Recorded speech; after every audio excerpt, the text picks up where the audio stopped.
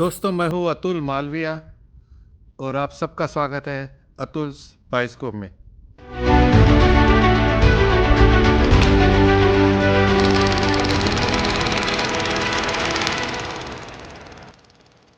तो मेरा एक प्रयास, मेरी एक कोशिश है कि आपके सामने एक ऐसा मूवी बेस प्रोग्राम लाओ जो कि ना सिर्फ हिंदी सिनेमा की चर्चा करता है, बल्कि तमाम उन लोगों की चर्चा करता है जो पर्दे के पीछे होते हैं। और हम फोकस डालेंगे ज़्यादातर जो पर्दे के पीछे के कलाकार होते हैं, उन पे ज़्यादा चर्चा करेंगे।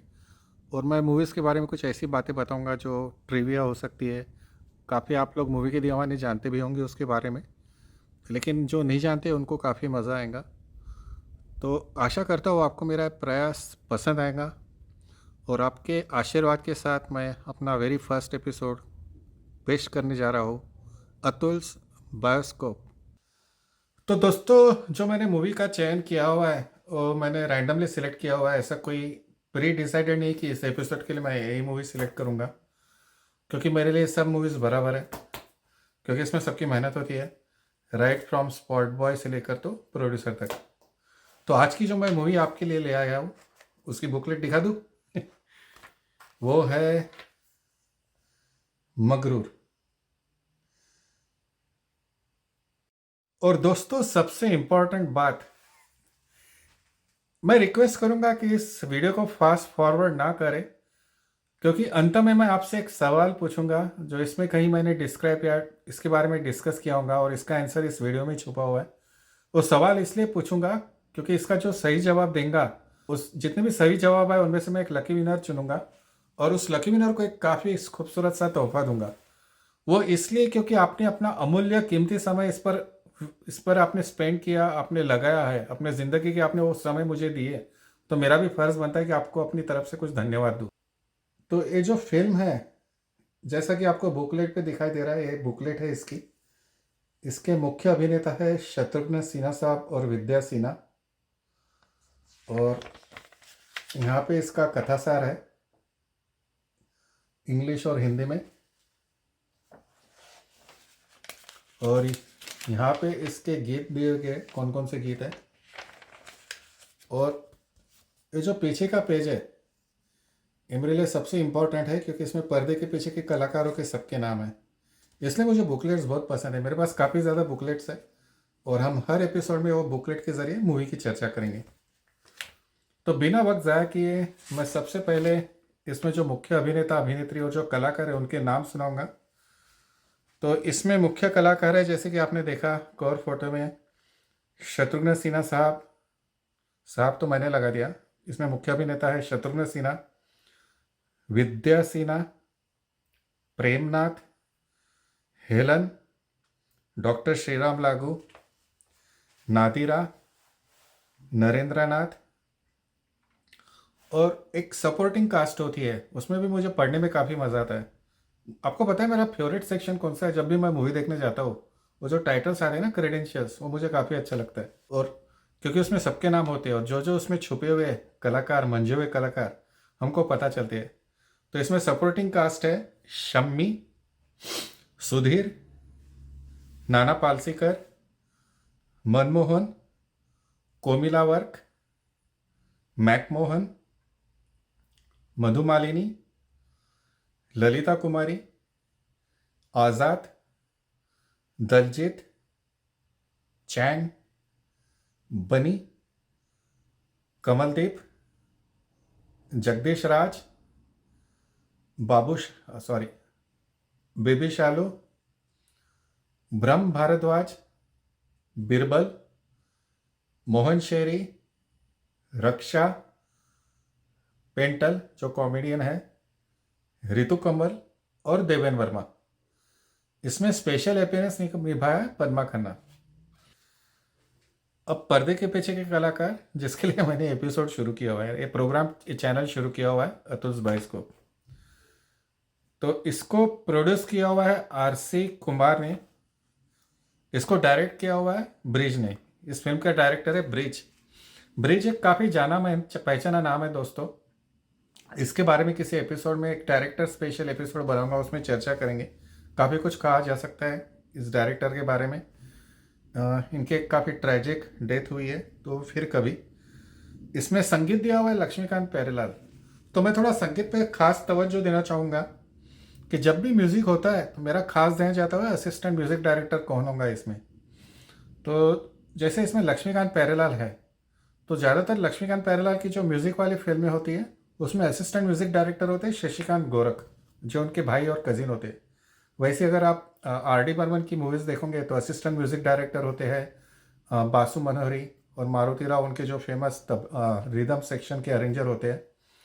कल्याण जी आनंद जी की मूवीज़ में जो म्यूज़िक डायरेक्टर होते हैं उसमें असिस्टेंट म्यूज़िक डायरेक्टर आप बाबला को देखोगे या विजू शाह को, ऐसे नाम भी होता है। तो मैं सारे नाम पढ़ूंगा और इस प्रोग्राम के अंत में आपको बुकलेट के पेज बाय पेज भी दिखाऊंगा, तो काफ़ी मज़ा आएगा आपको। तो म्यूज़िक है लक्ष्मीकांत प्यारेलाल का। इसमें स्टोरी एंड स्क्रीन प्ले है के शुक्ला साहब का। लिरिसिस्ट है आनंद बख्शी। डायलॉग्स लिखे हैं जगदीश कंवल ने। फोटोग्राफी है अनवर सिराज की। एडिटर है एस चक्रवर्ती। और ऑडियोग्राफी है बीके चतुर्वेदी की। और इसमें है art director Kartik Bose. Dubbing है धोखे की। प्रोडक्शन एग्जीक्यूटिव है नवल साहब। और चीफ असिस्टेंट डायरेक्टर है, जैसे डायरेक्टर होते हैं तो वैसे चीफ असिस्टेंट डायरेक्टर भी होते हैं, उनका नाम है रंजीत व्यास। और इस फिल्म में जिन्होंने गीत गाए हुए हैं और मुख्य प्लेबैक सिंगर्स है मोहम्मद रफ़ी साहब, मन्ना डे, महेंद्र कपूर, किशोर कुमार, आशा भोसले और Suman Kalyanpur. Dress designing consultant है Aarti V Kumar. Hair stylist है Sneha N Kumar. Song recording है डीओ बंसाली और चटर्जी की। अब एक मैं खास नाम लेना चाहूँगा, इसमें लिखा हुआ है री रिकॉर्डिंग मंगेश देसाई। तो काफ़ी फिल्में होंगी जिसमें आपको मंगेश देसाई नाम काफ़ी देखने मिलेगा। आप गौर करना, जब भी आप कोई फिल्म देखते हो, जैसा मैंने कहा ना टाइटल पे, क्रेडेंशियल्स पे, तो आप थोड़ा तवज्जो और ध्यान देना, उसमें मंगेश देसाई नाम आपको ज़रूर दिखाई देगा। और इसमें डांसेस है पीएल राज। उस तब जो पहले की फिल्म होती थी ना उसमें ऐसे डांसेस लिखते थे पीएल राज, आजकल हम कोरियोग्राफी लिखते हैं। रिकॉर्ड्स के भी नाम होते थे, records none other than HMV। और इसके जो पीआरओ है वो भरत पुरोहित। स्टील से Mutual Art Services. Publicity designer है D R Bhosle Lakshman Meera Art. Printers है Oriental Litho Works, Gyan Sagar और शिल्पी। पब्लिसिस्ट है Bombay Publicity Services, DS Mittal and son. और स्टूडियो, फिर से स्टूडियो को आपको काफ़ी जाने पहचाने नाम मिलेंगे। स्टूडियोज है Mohan studios, Natraj studio, Filmistan, Film City और चांदीवी। और इस फिल्म को प्रोसेस किया हुआ है रैमनॉड रिसर्च लैब लिमिटेड। इसमें मेकअप किया हुआ है काशीनाथ, राधेश्याम, प्रताप और कादा ने। कॉस्ट्यूम्स है शांताराम। कॉस्ट्यूम डिज़ाइनर है Mani Rabri Naidu, new stylo super. Hairdresser है कॉनी। और ऑफिस देखो, ऑफिस के भी नाम है, यानी ऑफिस कौन कौन से यूज हुए हैं। ऑफिस है एस मोजेस और अनीता पिमेंटा। और चीफ अकाउंटेंट है राम प्रकाश अग्निहोत्री। अब मैं और मुख्य नाम पढ़ना चाहूँगा असिस्टेंट। इसमें जो असिस्टेंट है, तो असिस्टेंट आर्ट डायरेक्टर है बिजॉय घोष। तो देखो पुरानी फिल्मों में जो पहली वाली फिल्म थी 80s की 70s की, उसमें आर्ट डायरेक्टर असिस्टेंट है बिजॉय घोष। और जहाँ तक मुझे जान पड़ता है कि बिजॉय घोष ने as a main not assistant director, as a main art director भी काम किया हुआ है। इसमें असिस्टेंट ऑडियोग्राफी है पॉल ताहिर की। असिस्टेंट एडिटर है तोपनो। असिस्टेंट मेकअप भी है, असिस्टेंट मेकअप है रमेश निम्बलकर। असिस्टेंट कॉस्ट्यूम्स है ईशान मोहन। असिस्टेंट प्रोडक्शन है भीमराव नारायण। असिस्टेंट डायरेक्टर है विजय मेहरा, अजय, सुनील। असिस्टेंट कैमरामैन है शेफा, रॉबिन्टन और किशन। और जैसा कि मैंने कहा है कि जिस फिल्म में main music director Laxmikant Pyarelal होते हैं, तो उसमें असिस्टेंट म्यूजिक डायरेक्टर है शशिकांत गोरख। तो ये मैंने सारी पूरी लिस्ट पढ़ ली। अब इस फिल्म का कथासार सुनते हैं। इसको ज़्यादा टाइम नहीं लगेगा क्योंकि एक ही पेज है, और इट्स नॉट अ स्पॉइलर, इसमें कुछ रिवील नहीं होगा क्योंकि हर कथा सार और जो स्टोरी सिनॉप्सिस होता है बुकलेट का, वो पूरी स्टोरी रिवील नहीं करते, मगर वरना इंटरेस्ट ही क्या रहेगा ना, it will kill your curiosity. तो थोड़ा तो सस्पेंस रखते हैं कि मूवी में आगे क्या होगा। तो मैं आपके सामने इसकी स्टोरी पढ़ता हूँ झट से, 1 मिनट से भी कम लगेगा। रंजीत एक करोड़पति नौजवान है, और मैं मानता हूँ कि रंजीत शत्रुघ्न सिन्हा साहब ने प्ले किया होगा। और अंजू 5 स्टार होटल में एक मामूली telephone operator. Naturally Anju is Vidya Sinha. Ranjit की दौलत उसे सब कुछ मुहैया कर सकती है, मगर अंजू की नौकरी उसे इतना भी नहीं दिला सकती जिसकी उसे ज़रूरत है। इसके बावजूद वह रंजीत को खातिर में नहीं लाती, बल्कि उसके घमंड को ऐसे ठेस पहुंचाती है जिसकी कीमत के तौर पर उसे अपनी नौकरी से हाथ धोने पड़ते, और वह रंजीत से नफरत करने लगती है। यानी कि रंजीत को काफ़ी घमंड है पैसों का। और इसमें लिखा है कि अंजू, जो कि विद्या सिन्हा ने प्ले किया हुआ है, और उनकी दौलत को कुछ खास नहीं डालती और उनके घमंड को ठेस पहुंचाती है, और इसी कारण उन्हें नौकरी से हाथ धोना पड़ता है।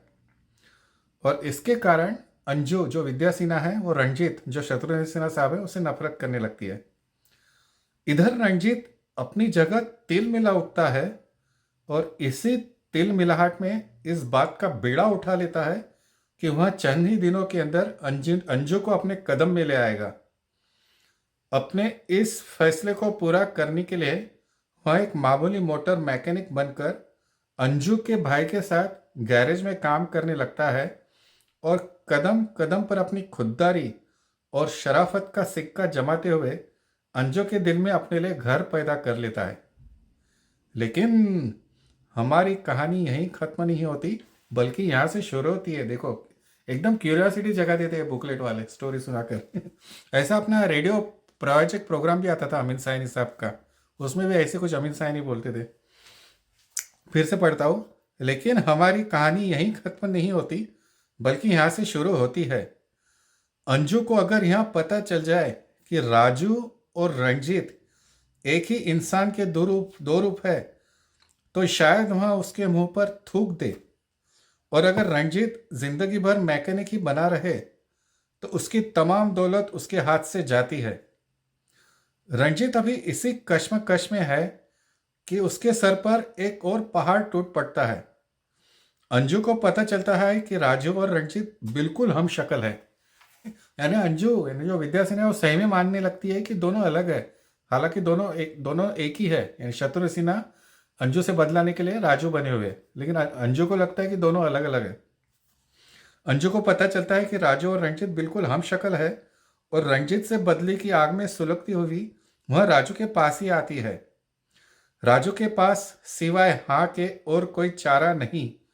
लेकिन जब वह इस रास्ते पर पहला कदम ही रखता है, तो और एक और झटका उसके सर से पांव तक झंझोड़ देता है। वाह वाह वाह, मजा आएगा। आप तो क्या क्यूरियोसिटी है। राजू के रूप में उसे रंजीत का खून करना होगा, खुद का ही खून करना होगा उसको। उसने खून कर भी दिया, वह पकड़ा भी गया, उस पर मुकदमा भी चला। मगर यह सब उसने क्यों किया, और उसका क्या अंजाम हुआ, इसका जवाब जानने के लिए देखिए पर्दे पर मगरूर मगरूर मगरूर मगरूर। देखो, ऐसी क्यूरियोसिटी पैदा कर दी इसने। तो झट से इसके हम कौन कौन से गाने हैं वो देखेंगे। इसमें पहला गाना है रुखसाना रुखसाना मैं तेरा दीवाना। ये इधर से मैं गाने देख रहा हूँ। दूसरा गाना है हम मोहब्बत में जाने क्या कर जाते, तुमने रोक लिया अरे वरना ओ वरना हम मर जाते। गाना नंबर 3 है शाम तुम्हारा है नाम पुकारूं, शाम तुम्हारी मैं बाट निहारूं। वाह वाह वाह। और चौथा गाना है किसी से कह दिया होगा किसी से सुन लिया होगा, किसी से कह दिया होगा किसी से सुन लिया होगा, इसे अब राज रहने दो ना छेड़ो साज रहने दो। वाह वाह। तो शायद इसमें सिर्फ 4 ही गाने हैं। तो दोस्तों, इसकी कुछ ट्रिविया देखते हैं जो मैंने गूगल किया था, मेरा खुद का नॉलेज नहीं है। और अगर कोई दर्शक जानते होंगे, उनको और कुछ इस मूवी के बारे में पता होगा, तो प्लीज़ अपनी राय लिखिए कमेंट के द्वारा।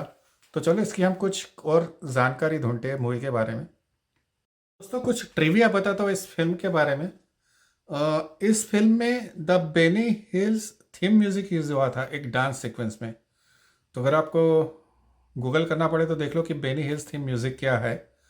और इसके जो प्रोड्यूसर है आरसी कुमार, उन्होंने बी आर चोपड़ा की तवायफ भी प्रोड्यूस की थी। और ये मगरूर on the very first time जब फ्लोर पे गई थी, जब शुरुआत जब लॉन्च हुई थी, तब इसका पुराना नाम शिकारी था। मगर बाद में सब ने मिलजुल के सोचा होगा कि क्यों नहीं इसका नाम मगरूर रख देते। तो चलो हम उस सेक्शन में आते हैं जिसका सब आप सबको बेसब्री से इंतज़ार था, आज के शो का क्विज। अगर आपने वीडियो स्टार्ट टू फिनिश देखा होगा तो आपके लिए तो बाएं हाथ का खेल है इसका आंसर देना। मेरा सिंपल सा सवाल है, रंजीत क्या करता है अंजू से बदला लेने के लिए? आपके जवाब जल्द से भेजिए और मेरी तरफ से इनाम पाइए। तो दोस्तों, आशा करता हूँ मैं मेरा पहला एपिसोड पसंद आया होगा। इसी के साथ आपकी आज्ञा लेना चाहूँगा। हम मिलते हैं झट से दूसरे एपिसोड पे। आप खुश रहे, आबाद रहे। हम हैं राही प्यार के, फिर मिलेंगे चलते चलते।